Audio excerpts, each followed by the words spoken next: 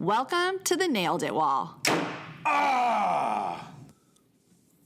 Welcome to episode 10 of the Nailed It Wall. This week, we're going to talk about the power of kindness and what that kindness means to teachers. Buckle up and enjoy the ride. Welcome to the Nailed It Wall. I'm Mr. Lane, the STEM guy. And I'm Mrs. Scofield. This week, we're going to start off with our Nailed It, Failed It. And I've had an epic week in both realms. I have to start off with a great celebration. A student I had my first year as in a sixth grade science classroom. He reached out to me, and I've been close to all three boys, gone to all their graduations for middle school and high school. The Medina boys, the big part of like who I am as a teacher, who I am as a parent, and these kids just mean the world to me. And David has reached the next level in the Glendale Police Department hiring process. And he reached out. He's like, I need this letter of recommendation last minute. He's like, I can come and get it. And this is like on Friday night. And I was like, we're going to a football game. I'll write this letter on Friday night, and I'll meet you down at the Glendale Police Station right before you go in. Nice. And I had a half an hour to kind of hang out with him and just really talk about life and how the families are doing. And just for that student, 10 years later, he's ready to get out there and change the world. It really kicked off my weekend in an awesome moment. So that was definitely my highlight of the week. As a teacher, as an educator, as a parent and friend, just to see these kids have that maturation. And the whole process started out with like 375 applicants. Now it's down to 70.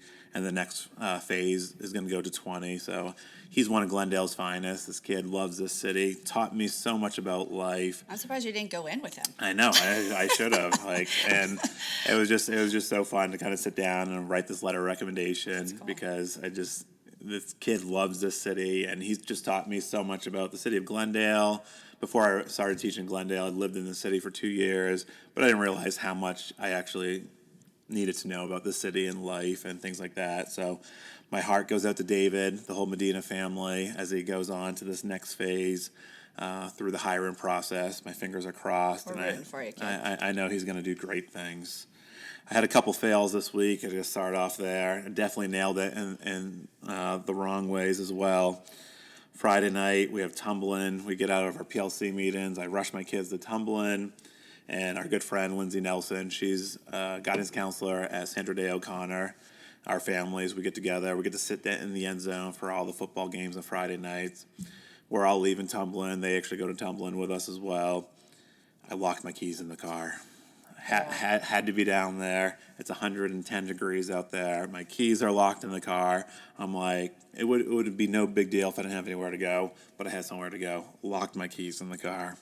So that was another one. Another one, I was setting up your classroom, trying to help you do something with the lab.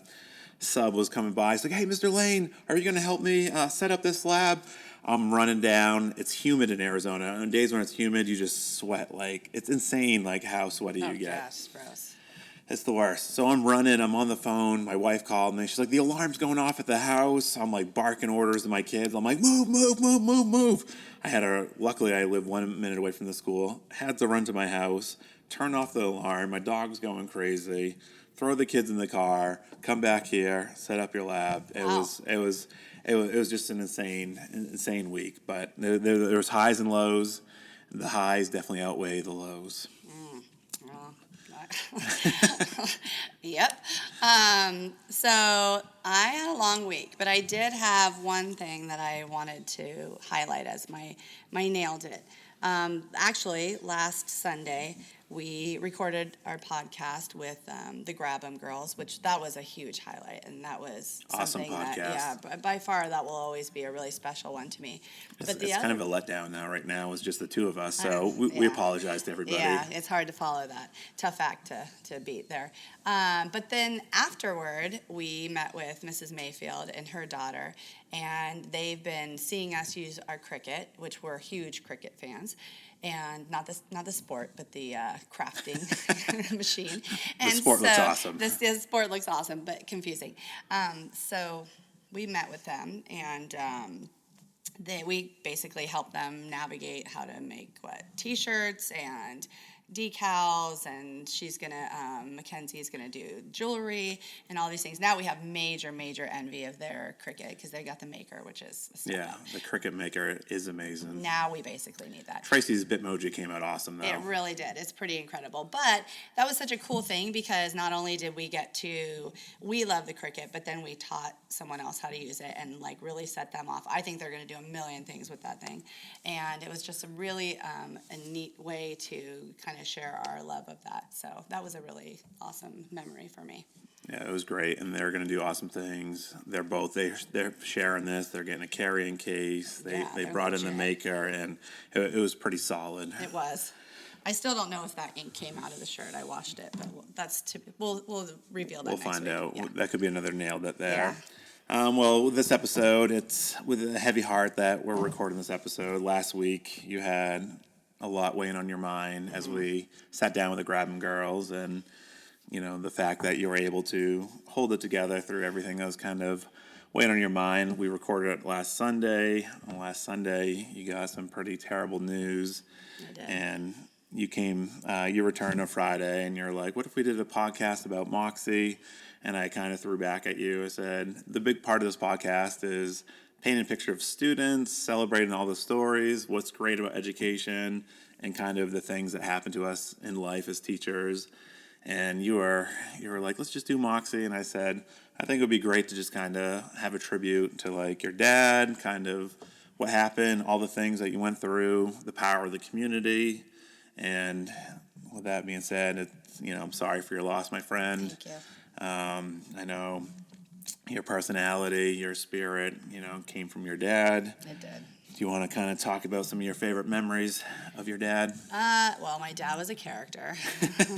It's so weird, too, because I keep feeling like I think I probably will just talk about him, like, in the present and just say he is, because I feel like there's all these things that keep happening where we notice him, like, his presence with us, which is pretty cool. But he was a very larger-than-life person. He didn't know any strangers, so that was a really great thing. But then, like, I don't even know if you remember, but last year when we were going to take the kids to Astro Camp, he was like, he was going to come and surprise me that weekend because it's my birthday weekend. Mm-hmm. And I was like, you can't come out because I'm going to be gone. I'm going to be going to this camp. And he was like, well, where are you staying? He was always wanting to bargain. And I was like, well, we're staying at the camp. He's like, well, how much is that? Because I think I could probably find you someplace cheaper. I think I know someone that lives up there.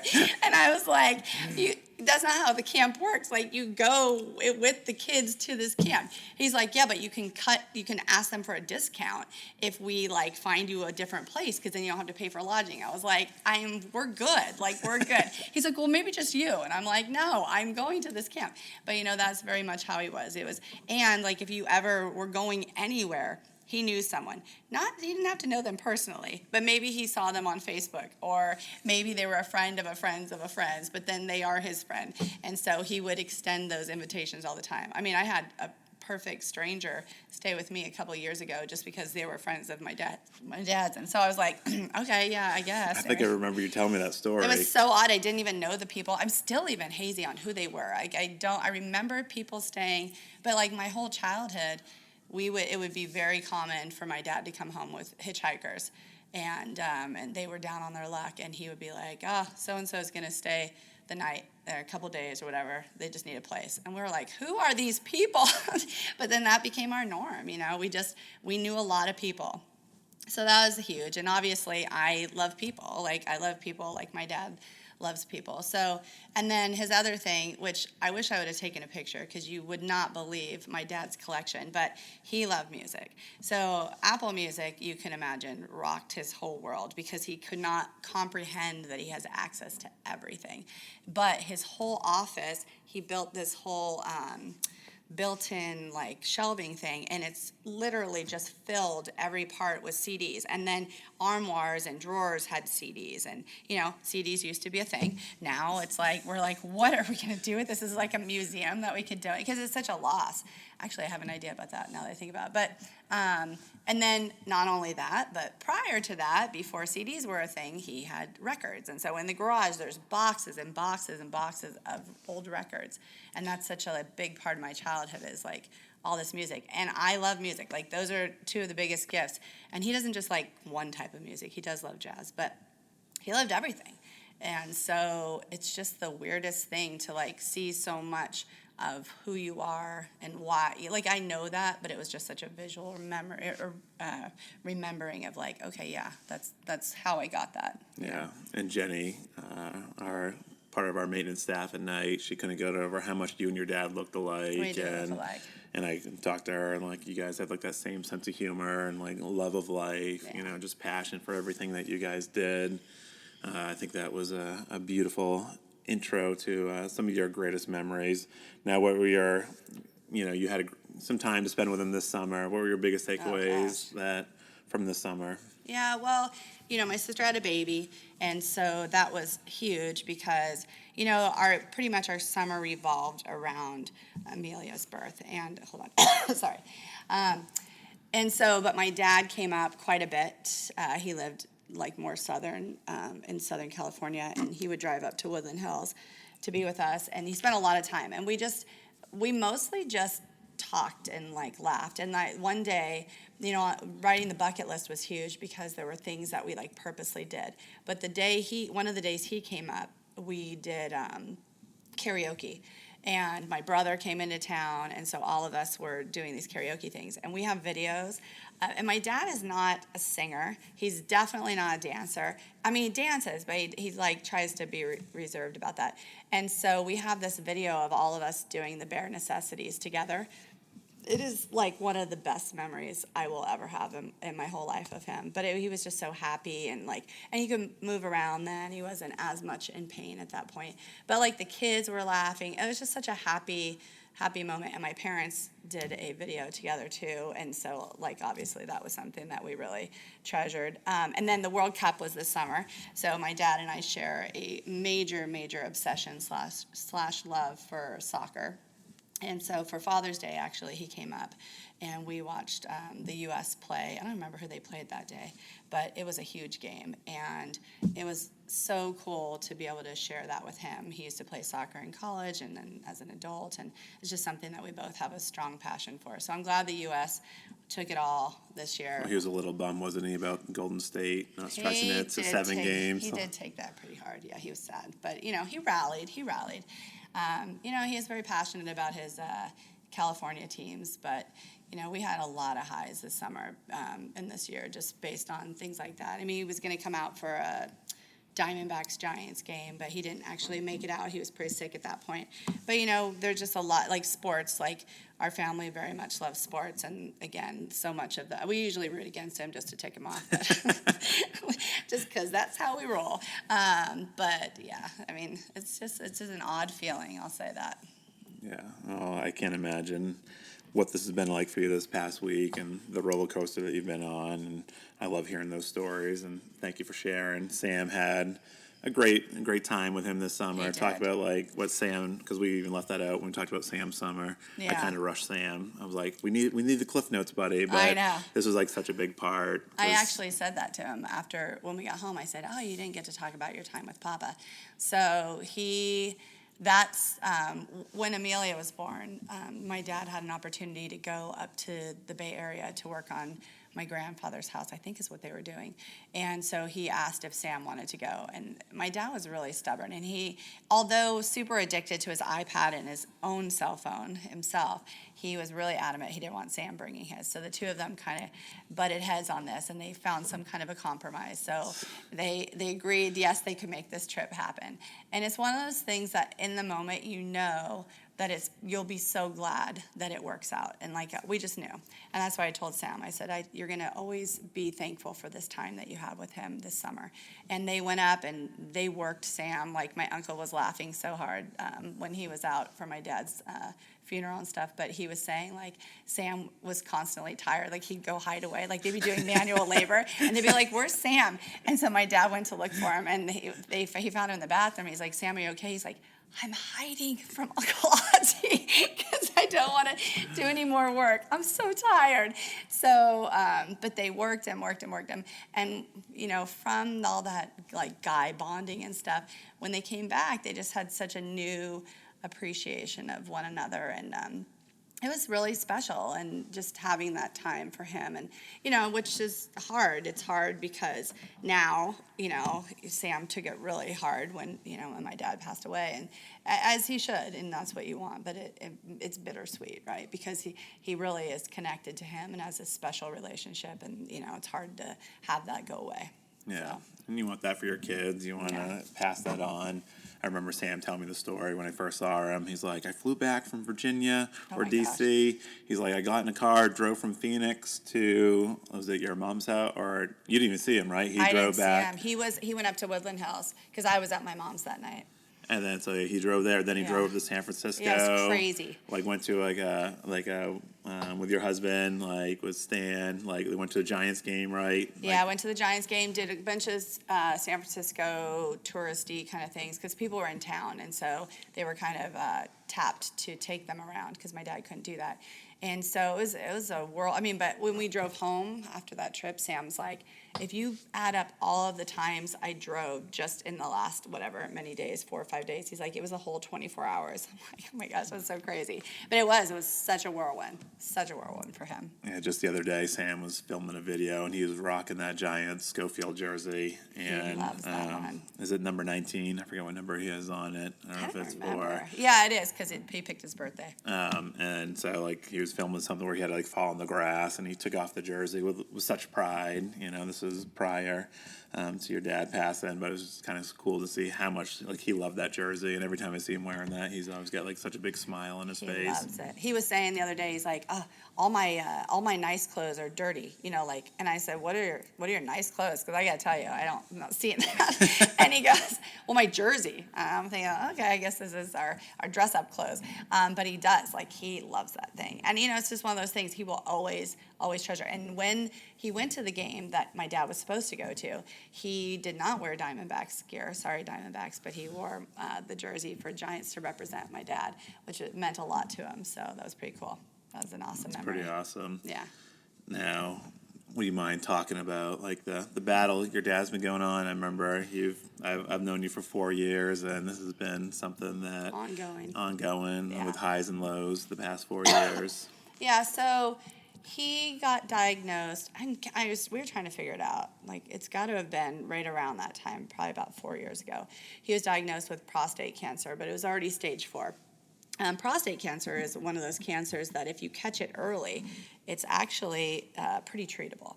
Unfortunately, he did not. So he's had it for a long time, and he's gone to different treatments. But, I mean, they really said it's usually a pretty quick cancer, especially stage 4. Like, you don't get a lot of time. And, he's had 4 years. And it's just been he's been okay. Like, he's had some things where he'll kind of have, pain about something or whatever, but it's been a pretty good quality of life. Say the last year, he was in a lot more pain, and so that was hard, and he lost a lot of mobility and was having trouble sleeping and all that. So, that part was hard, but in those 4 years, he did so much with his family, and, he went up to Vancouver with Finley to film her movie. Oh, you got to share some of those stories. Oh, my gosh. My dad is hilarious. Oh, my gosh, he's hilarious. So we went up. My niece is in this movie that's coming out soon. What's the name of the movie? So it's called Playing with Fire. Release date? Yeah, actually, November 8th. And so he went up to be with my sister. My sister was just saying the other day, too, to quote-unquote help her. But the man does not clean or cook or really any of those things. So I don't know if it was comic relief. I'm not sure. But so he would go on set, and of course he was friends with everyone. Like, he, in his mind, is best friends with the director, Andy, and with, Keegan-Michael Key, and, John Leguizamo. He's best friends with all these people. Actually wanted all of their contact information so he could, touch base. And my sister's easy there. Easy there. So anyway, he got all this stuff, and he would go up, and he would see Finley and John Cena, for instance, do a scene, and he would say, I don't feel like John nailed that scene. I really feel like we should tell him, maybe you could do this. And my sister's like, you are not telling John Cena what to do in his acting. He's like, well, I just think. And so he kept doing that, putting in his little opinions. And my sister's like, I will seriously leave you at home if you don't stop it. And then they loved him on set, though. though. Like, the director, it meant the world to him, and we still haven't found, we don't know where he put it, so we're still looking for it, but he got him a director's chair made with his name. So all of the cast had those, like, iconic, director's chairs with their name on it, and they had one made for my dad, which is, it's just something he was so proud of. And I wasn't even thinking about it being a director's chair where you could slip that off. I'm like, my dad's going to try and get that as a carry-on. Like, he'll legit just walk on the plane and be like, try and stop me. And so, just that memory, like, for my sister, it was hard because he was hurting. It was hard for him to, like, walk any kind of distance, and he was pretty tired and stuff. But, like, man, it made him so happy and so proud to see Finley in that, and, like, just, it was just such a cool experience for all of them. To share that, even so much that I think he genuinely thought he, like, lived there too, because I was going to come to visit while he was gone. And he was like, well, what room is she sleeping in? And my sister's like, the guest room. He's like, that's my room. And, like, and she's like, you don't live here. Like, you need, and he was like, don't let her use my closet. And my sister was like, oh my gosh, you were too much. So he finally shared. He was kind, and he shared. But, he very much was part of that whole thing, 100%. I think he's probably still expecting a paycheck. Like, I think he genuinely thought, like, he was on payroll.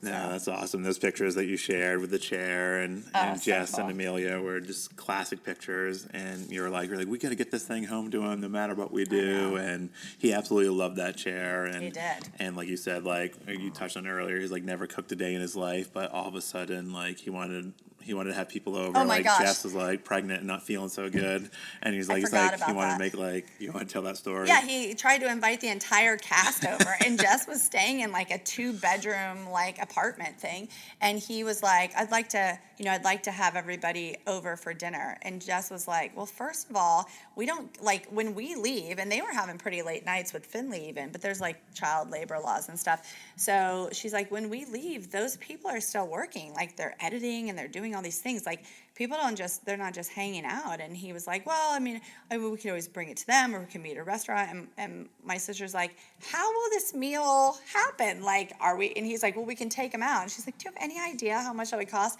Especially in Vancouver, where things are a lot more expensive too. And then he's like, well, I'll cook. And so he actually, like, they ended up having one person. There's a story there, but I won't tell it. But anyway, this one guy from the cast came over, and he made a whole Hungarian meal for him. And my sister's like, he has never cooked for us our whole life, but here he's like Martha Stewart from Hungary, and he made this amazing, I think he made a goulash.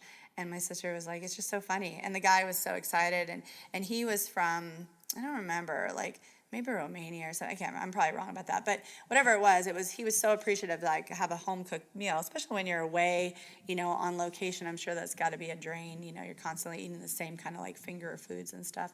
But, yeah, so it was just so funny because my dad was very much like, everybody come over. Like, he would have these, he was super hospitable, but, like, didn't think that through. So. No, that's awesome. Those are great stories right there, and, like, those are just a few. Me and you got to catch up on Friday for like 20 minutes, and you're like, this is just the tip of the iceberg of, like, things we came across. And like, it's been a tough battle for you. I know it's weighed on you and your family the last 4 years, and you've always talked about how good he's doing, and the highs and the lows, and bouncing back from this awful disease. And I think about, like, when we were kids, how rare you would hear the story of cancer, and this is something that affects everyone's lives. My stepmother passed away 2.5 years ago, or maybe 3 years ago, of lung cancer, and it's something that touches everyone's lives in a different way, whether it's a dog, family member, children. It's just the worst. And to see you kind of go through these highs and lows, knowing, like, how close you and your dad were. You're the oldest of 4 kids. Mm-hmm. Last Sunday we came in, you had a heavy heart already, kind of knowing, what was, not to the extent of what was happening. Yeah, definitely not to the extent. You kind of contemplated going back and forth and going out there last weekend. We recorded the podcast Sunday morning with Sophie and Lori. We hung out with Mackenzie and Tracy doing the cricket, and we locked up the school, went home, and then you called, and you're like, Jess says I need to come out there and catch a flight.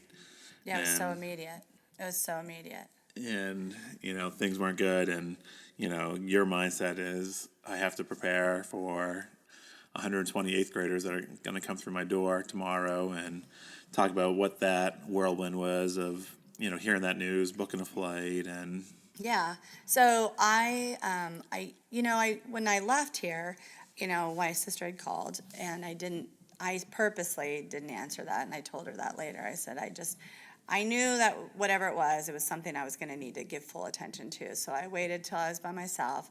But so I was not prepared. So basically she just said, Dad is not doing well, but he probably has like, I don't know, a week or a couple weeks. But you should come out straight away. You should come out soon. And the reason is he's coherent right now, so you want to be able to like talk to him. So I didn't really think I was going out for his funeral or anything like that. I just thought I was going out to kind of be there with her. He didn't leave any kind of medical instructions, so I didn't want that to fall on my sister only. And I just kind of wanted to be able to interact with him and see him. And she was very adamant, you need to come out today. And I was like, well, let me go Monday. Let me go to work on Monday. Let me get everything situated. I can set up my class, blah, blah. Because you have so much responsibility in your own mind when you're a teacher. Like, you don't just up and leave. You just don't. Like, that's just not how it is. And because you are torn, like you have this side that you want to be there with your family and you want to get everything ready for them, but you can't just leave your students high and dry, and you don't want to. So it's this weird feeling like, and not only that, but you're not in the right mindset. So how do you sit down and plan for the week when all you can think about is your family member and like how this horrible thing is happening? So it's even difficult to come up with anything, semi amazing at that point. Plus, you don't want to leave your other teacher friends high and dry. So you want to find a sub so they don't end up going on sub rotation and have to cover you. And so there's just a lot of uncertainty. Plus, with that, like, I had no idea how many days I would be out. I think I told you, I'm like, I'll probably be back like a day or two, because I genuinely just thought I was going out for a little bit. And then I thought I would go back for Labor Day weekend. So, yeah, so I just, am quickly planning, and you were really good about, offering help with the STEM class. But, I teach science and then I teach a STEM class. So that's two different things you have to cover. And it's new. Like, we've only been in school, what has it been, like 3 weeks, 4, something like that. So you're not deep into content where you can have them do a deeper dive into something. And so that's really tricky. And there's not been a lot of stuff established, so some of my go-tos like a Gizmo where they can really interact and use a simulation and stuff. We haven't done that. They haven't set it up this year. So it was very much like I have no idea how I'm going to do this. And I left my work computer here. And I'm the worst, as you know. I'm the worst with passwords. So I couldn't even remember what my password and login information was to get a sub. Like, I had no idea how to get in there. I must have tried like 25 different things. I'm on the phone with one of our other friends, Bonham here. She was like trying to talk me down from the ledge. I had no idea how to get in to even do that. So I figured it out, yay. And now it's saved on my other computer. But, and then, I was trying to like use tools that we've used when you're going to be out. So the Screencastify was really helpful. I can talk to my kids and do a video and kind of explain things and what I was looking for. But it was really hard. It was really hard to know how to set that up, to have to set that up, and also be mentally someplace else. And then I'm the worst packer. So even knowing that's lingering, I don't even know what I brought, but it was like a hot mess. Oh my gosh, it was a hot mess. And both of us, like, we pride ourselves on it's hard enough to get a sub in 8th grade science classroom. Yeah. That's a daunting task. You got to find that special breed. Mm-hmm. Shout out to Miss Toomey and the other huge. 2 subs who covered your class this Toomey week. And one. Toomey plus one. O'Shea. So it was just awesome that you're able to kind of find someone that you could like communicate, go back and forth, but just planning for a day is a daunting task. So and hard. Sub plans, you want those subs to feel confident. You want the kids you're torn between your family and your students, and you want to give them not a day that's lost, right. or and so to plan for, on top of dealing with everything else that was going on, was just an awful thing to be thrown on your plate. And like you said, like, we just don't get to step away and deal with all this stuff. You're going back and forth, making sure the sub knows what to do, logins, plans, everything's all situated.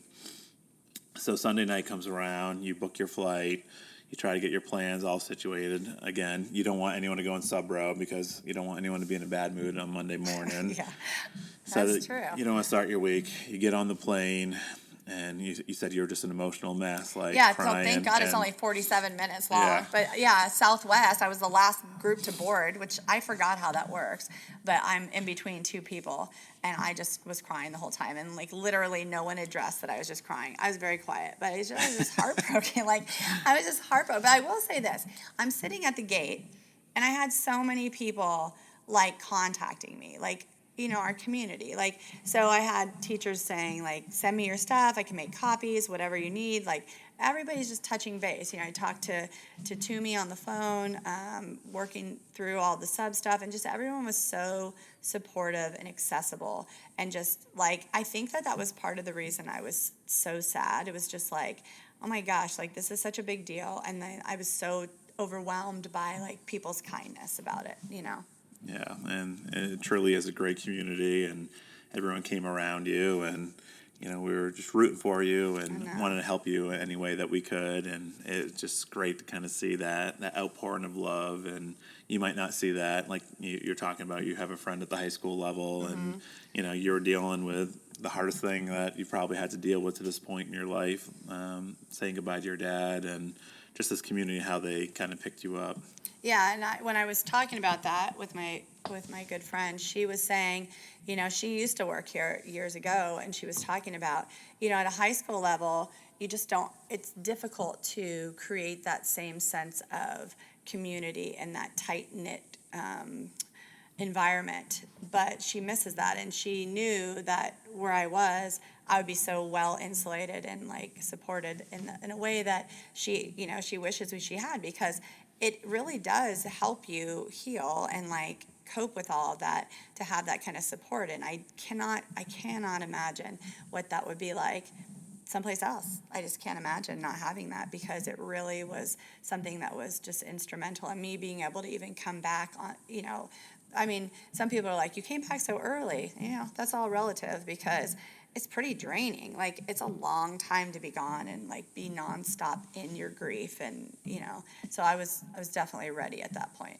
Yeah, and I'm so glad that you took some time. You took 4 days to be with your family, help kind of deal with those things, and the teacher in you is always the rush back. You're like, I gotta get back, I gotta do this, and I was so happy that you took that extra day when you stayed Thursday. I'm like, everything will figure itself out. Just spend this time with your family. And you just like kind of said, I really needed this day to be with my family, to to grieve together and kind of go over these things. And that's the thing, when life happens as a teacher, it's the bell still rings and things continue and go on, and you have to find that balance of family and get those sub plans in and make sure your students are taken care of and they're getting the absolute best education possible. And I know that's something that you struggle with, and like you even kind of went back. You're like, I need to be back there, and I was like, just stay away.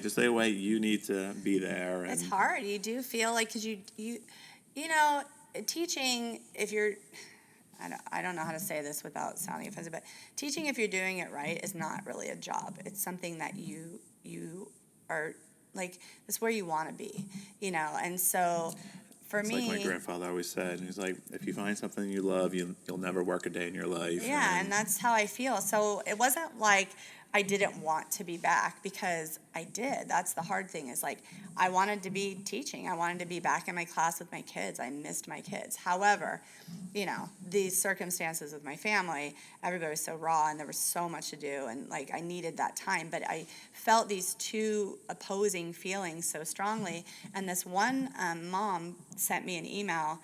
Actually, it was Monday. And she had said, I just want you to know that when my daughter got into the car today, she said how much it meant to her that you had made a video explaining things, because, she knew that you were scrambling to try and get to the hospital and all of that stuff, but that you took the time to connect with the kids and touch base in like such a vulnerable way and all that. It really meant so much to her. And I knew that was true, because the student actually came up to me on Friday and reiterated that same thing. And it just, you forget, like, you are human and you have these things, but you know what you're trying to do for these kids when you're setting these things up, it really can make such a big difference to them, even just to show them how we're processing grief and like going through things, and we can, you know, we're human and they're going to see that side, but that they get to see this other side too, that they're very important and that we're making that effort for them. It's a big responsibility. It's hard to have a bad day as a teacher. I mean, it's a really hard thing because it's tough on the kids. And Screencastify is an amazing tool Oh my that, gosh, I love it. you know, you can record your screen, pop that in. I do it for all my sub plans as well, so I feel like I'm in the classroom with them, let everyone know my expectations. It's easier on the sub. So if you're not using Screencastify, we really encourage you to. It's a Google Chrome extension. It's amazing. That might have been the saddest Screencastify I've ever recorded. Yeah. I was pretty sad that day, but you know, it's okay. It's okay that, you know, they can see me at that moment. But then you think of like the power of technology and education, and you kind of flipped it there. And you know, you needed help like with your STEM class on Wednesday. I'm like, all right, I'm gonna throw this together for you. It's gonna be great. It really was. And I know too. you were kind of like hitting a wall in your own sense. You talked about the power of video, and they did like an origami boat challenge where they had to create these boats out of paper and how many pennies they had to get float on their boat.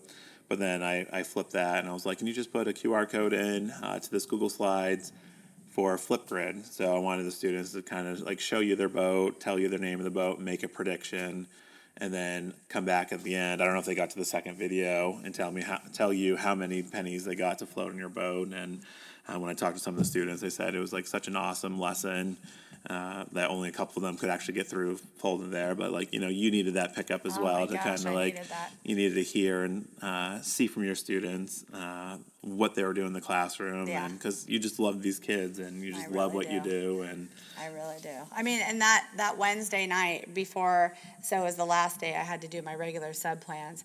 And I remember we left my dad's house because we went through all of his belongings that day, which was pretty raw. It was pretty awesome. I was saying, I've never laughed and cried so much in one day, like so much. And I'm not a big crier, so this was, you know, pretty cathartic for me, this trip. But we left his house at like, I don't know, it must have been like 8:30. So we're trying to drive around to find some place to eat because, of course, we hadn't like planned that out. But we're just exhausted because we've been physically moving all this stuff. Everything I guess, and your dad was the same when we helped move his house. I guess like older people, they buy really heavy stuff. I'm not sure. I'm not sure why all their stuff has to be so heavy, but everything was so heavy.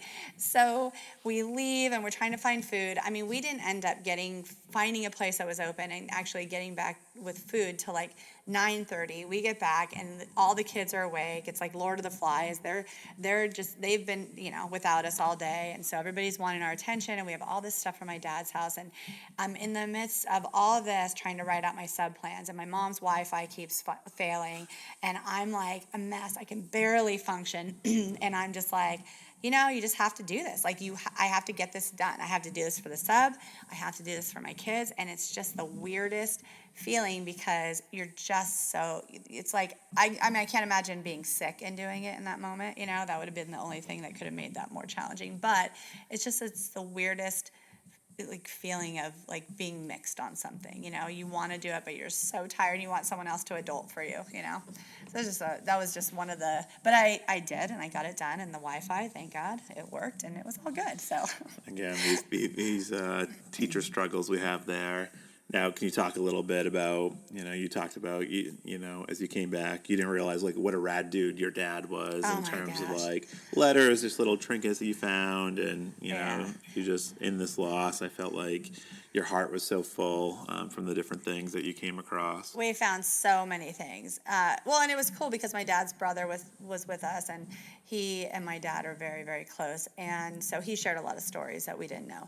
But then we found letters and letters and letters, mostly that my grandmother, my dad's mom, had saved, that he had written home from Vietnam, and which is pretty remarkable, you know, just to have that kind of a piece of history. So not just, because he wrote some things about being a veteran, I mean, you know, being over there and his experiences, but then a lot of it was just prior to that. But he wrote this one letter that we were just crying. It was we're laughing so hard. So I guess he went AWOL. at some point. He was supposed to show up at home on a certain night, and he didn't. So his parents, now mind you, there was no cell phones or anything, so whatever. But in the letter, he says, like, I'm very sorry for upsetting you and causing you to worry. However, I don't think it was necessary for you to, what did he say? Alert the National Guard. Alert the federal government about me going AWOL and sending them after me. So basically, they dimed him out for being AWOL. So he was in a lot of trouble. And in this letter, you could just see him being spicy with his parents. And there were just so many things like that. And then, for a lot of people that know me, my name is Christine Aurora, which is a hilarious name for me because, I don't know, it's just very princessy, and that's not really me. But my name is from my dad's two favorite girlfriends, which we always find to be hilarious. And one of them, Aurora, we found some letters from her and some letters that he had written referencing her. And just to see that human side of him and like how much that person had meant to him it was just a very touching thing. And just, I was telling the students when I got back, when you're gone, what you leave behind is all these things like your emails and your texts and your pictures and all these things. It's like tells a story of who you were. And so to be going through that afterward is just really odd, but it's like almost getting to know a different side that you didn't even know was there. Yeah, and I thought it was amazing how you talked about how much you learned about your name and these stories and how you guys laughed and cried, and It was just like one of the best days. And the beautiful thing is your dad has 4 amazing kids. You're the oldest of 4. That's why I'm so mature. Exactly.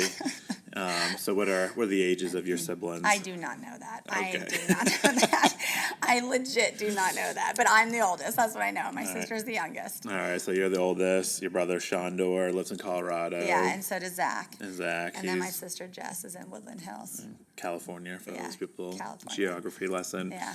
And at the funeral, everyone just talked about, how proud your dad was of all 4 of you, and just kind of, meeting these people that you'd never met before is just truly amazing. Kind of sharing the stories about like how proud he was of all 4 of you. Oh my gosh. Well, yeah, the weird thing is the aftermath, like when you are after someone dies and like you're just trying to, everybody wants to share their story with them and with you about him, and that is a gift. It is a gift, but it's like ripping the scab off over and over, so it's super raw. But after his funeral, and he's Muslim, so he was buried. They did the viewing, and then they did the prayers, and then everything is very rapid fire. Like he passed away on Monday at 5, and they already had his funeral the next day by 1. And so it was a lot. It was processing a lot in a very small amount of time.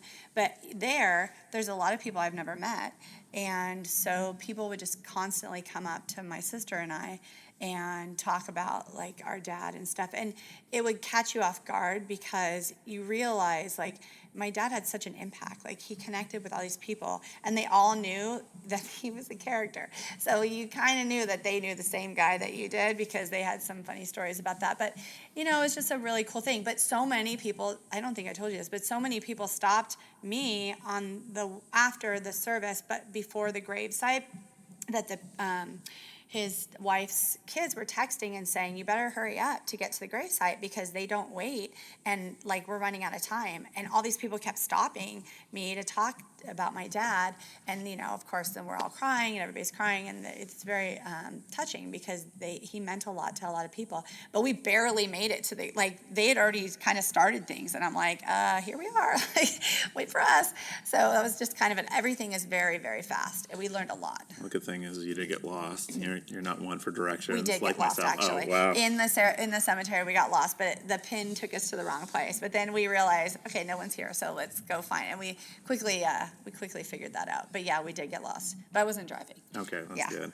But those stories and that impact, and I kind of see, just with you sharing those stories, it's so much of like who you are, and like you just have such a zest for life, and you love people. Like I love people. You're someone that just loves to get lost, but you also love people.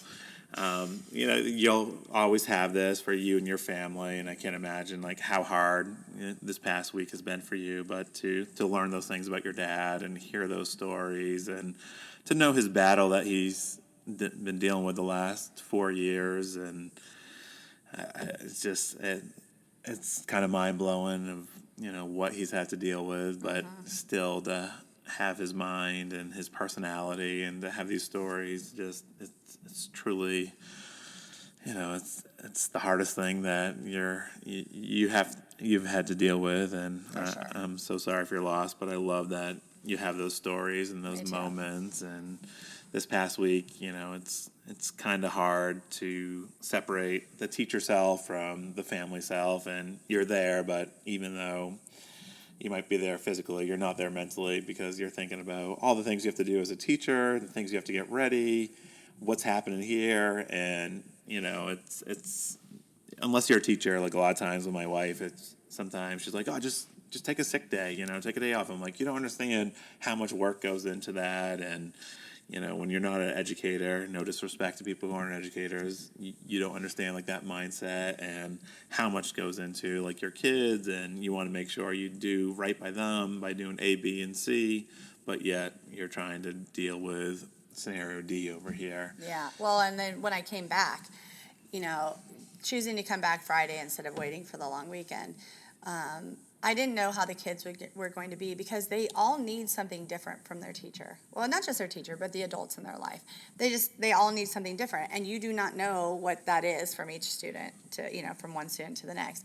And so I know there were some that they needed to see that I was sad still, because that was something that I knew would make them feel better. Like, okay, someone's died, that was important to her, I need to see that side of her. So, you're looking for that. And then there's other kids that just need to see that you're okay, and like you're going to be strong, and that you're going to be okay through it. And then there's kids that want you to talk about it, kids that don't want you to talk about it. So it's hard to find that balance of like what you need to be for everybody. But when I got here, I had this steady stream of kids coming in the whole morning before school started, just to pay their condolences and just to make sure I was there, like to see that I came back. And they just were so incredibly kind and empathetic with what I was going through. That is something that I will never, ever forget in my life. Like, just what that felt like to see these kids genuinely care about that I was sad and that I had lost someone. And, it's hard. Like, it's a hard skill to give kids. Empathy is a hard thing. And this group of students is just, they're amazing. They just are so genuinely kind and giving with their hearts like that it was just, I could not ask for a better way to return. It was a hard day, but just seeing them and their support. And so many of the kids, like, they're years beyond where they should be, but they wrote me so many cards that were like, we're here for you. And the funny thing is like, they really are, that's what's so weird, is like, they're so young, but I know that they really genuinely are like, we're going to be fine. Like, if you need to cry, if you need whatever, you do what you need to do, we're going to be here for you. And it was really, really touching. And this is a group that you're always going to remember because what you went through, and you read all those letters before you left campus on Friday. That's rough. And it was rough. And I remember you telling me, you're like, just the outpouring of love from this group of kids just meant so much to you. And as hard as it was being back on Friday, you were just blown away by their compassion. And I really was. Yeah, I really was. And it's difficult because you don't know what the year is going to, you don't know what will trigger you or what will bring things about, but they experience this with me in a lot of ways, and so I know it's kind of a safe place to just kind of process that. And what's really tough is I teach cancer. I teach about cancer this year, and I told them in every class, this will be a really different year in that respect, because it's become, it was already really personal because my dad was battling, but now it's different. Can I talk about Ella's thing really fast? Oh, you get more time. I just want to talk about, like, my kids missed you, so they know, like, what a struggle. One kid's a little more empathetic than the other. But I know Ryan was just, he was just so excited you were back. It was And so sweet. I was talking on the phone, and Mackenzie thought I was talking to you. I was talking to Mrs. Schubert, and she just came running in. She's like, Christy, Christy, Christy. And so you mean so much to my kiddos, and I know Ryan walked in. He was so happy. I didn't come in to see you because I want to give you your time in the morning. But I know my kids were just so excited to have you back on campus, and it's a hard thing for So hard. Kids of all ages, and your impact means so much to so many kids on this campus. And my kids, I can't say enough how excited they were that you were back. And I know Ryan walked in and he's like, I know what happened. Your dad died from cancer. And you're sad. We talk about empathy a lot as adults, as trying to embed that in our students. And I know Ryan didn't. That is a big. It's huge for him to be empathetic to that point. I thought it was huge.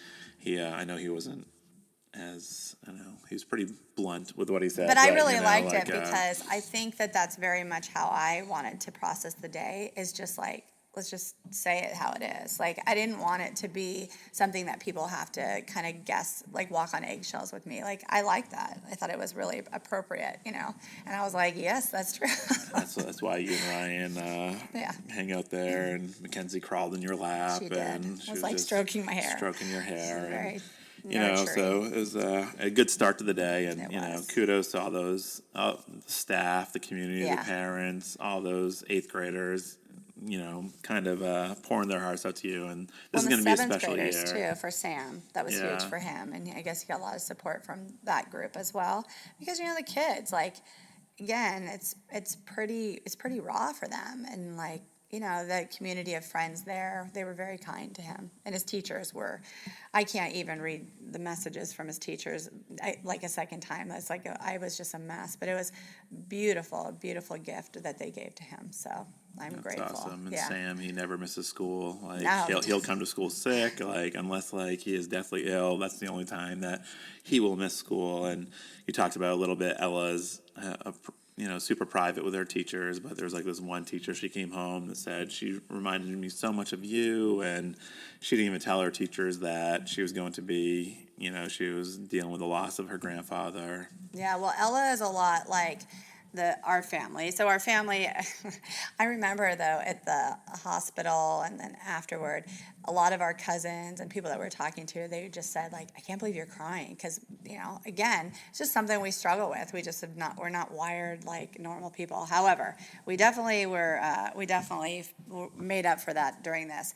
But when I told Ella, she just was broken, and she's very stoic, and she normally holds everything together, but she completely broke down and had a good cry over my dad's passing away, which was good, and you want them to have that.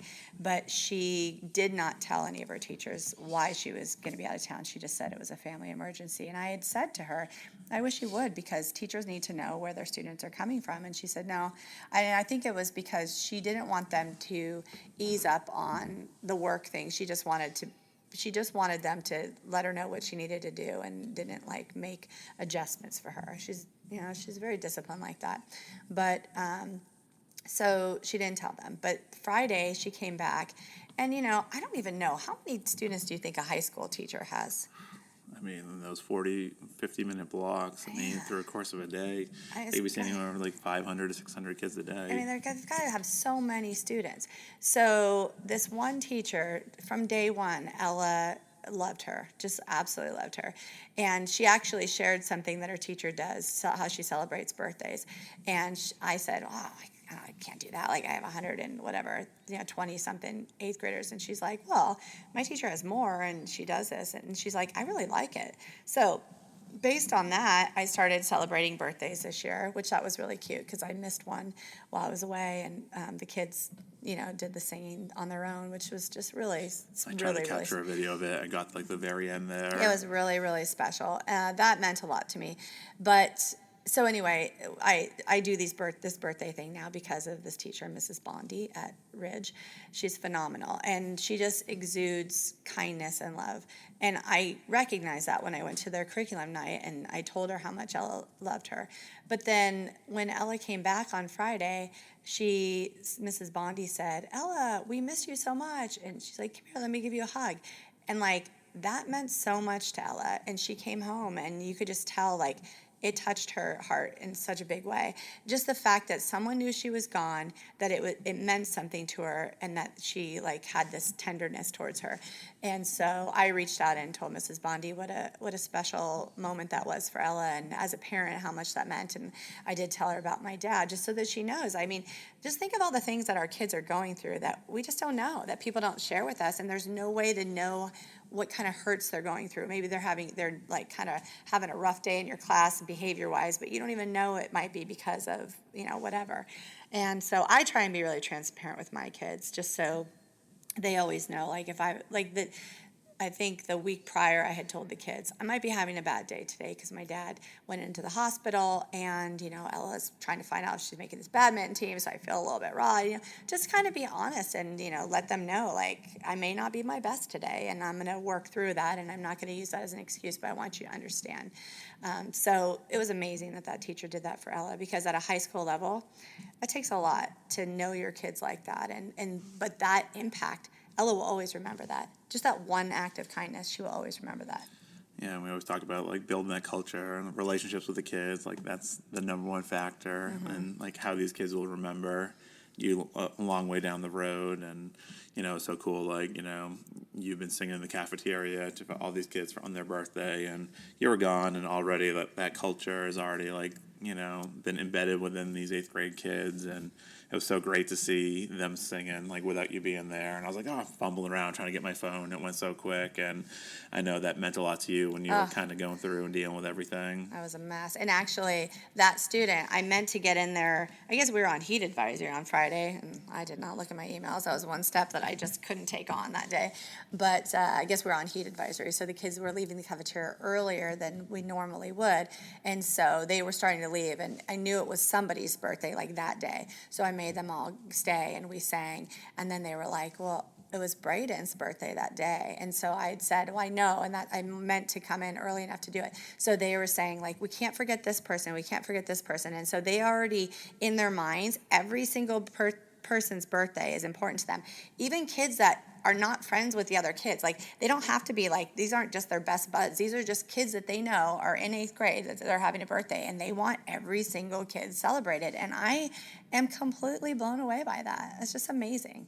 It's truly amazing when you think about the culture and the power of kindness. And you had a story you want to share about our good friend Mrs. Copenhaver, and Oh, yeah. She's just the poster child for kindness and positivity. She really is. I don't think I've ever seen her frown. Maybe that one day she was filming Carpool Karaoke. Oh, she was really mad at us. Yeah, she was pretty upset that day. But she rallied. 99.9% of her life, she is just like the poster child of upbeat, like picking people up, like high fives, smiles. Like she'll yell to my kids across the campus, "Happy Friday, Lane kids!" And every time she sees me, like she could be 100 yards away, she'll be like, "Lane, what's going on?" And those little things just kind of pick you up. Yeah, so I guess all year, I don't even know I still don't even know how many days we've been in school, but since the beginning of school, she has a new duty, must be before school.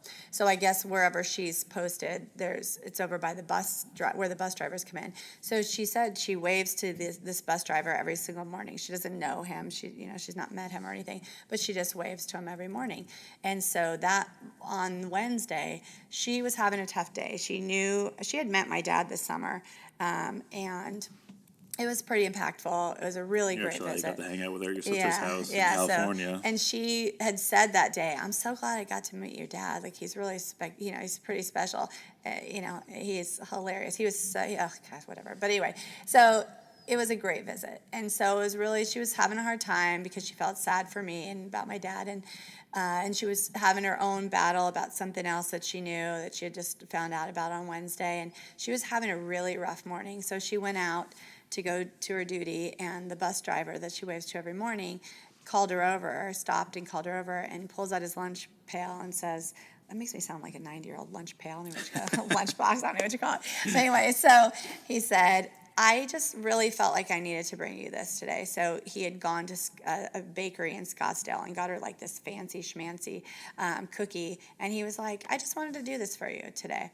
And she said she like got really choked up, and just the kindness of that, and she just needed it. She was having a really, really tough morning.